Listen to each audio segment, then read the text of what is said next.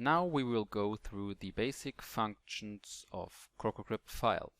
We start off with a simple password-based encryption. As I said before, if you click one file, you can directly encrypt it via CrocoryptFile. The same is true for directories. For multiple files, which I will do now, I have to use the send to option. So let's assume I want to encrypt these images. CrocoryptFile will propose a default file name. Of course, you can change this. I will call it change it. I could also switch the directory where to store it. Anywhere on the PC is possible, but I will stick to the default. And for now, I will only use password-based encryption using AES 256, which will follow PBKDF2 from PKCS5. So I use a simple password here, and you have to confirm it, of course. Without the password, you can't decrypt the data. Say OK. And the encryption was successful, and as you can see, you have now the archive called change it in this directory.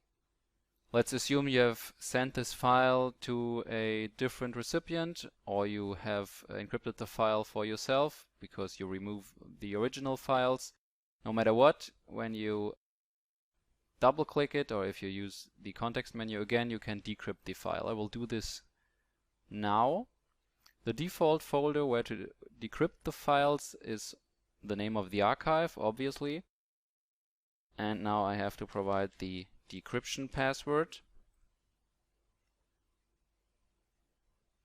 And as you can see, the decryption was successful and it opens the decrypted folder. And as you can see, all files are there, including hidden files. You can see this hidden file in the original folder, but that doesn't matter for now. As I said before in the introduction, there's also a tool called the WebDecryptor. This is solely for password-based encrypted CrocoryptFiles files. You can download this as well from SourceForge. It's the same repository and it's called WebDecrypt. So you can run it on every server yourself. On the Google App Engine, which is hosted under AppSpot, there is a demo.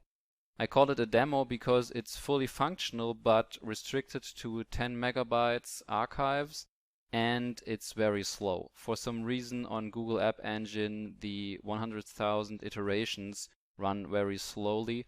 When you do this on a normal server, it's not that slow, but for the demonstration here now it will work. So I choose the file that I've just created, the encrypted archive, and I provide the password as well. And now I will start the decryption. When you do this, this will take much longer. I admit that I have cut this from the video. As I said, the Google App Engine is very slowly acting for this decryption process. As a result, when the server has decrypted the archive, you get a plain zip archive.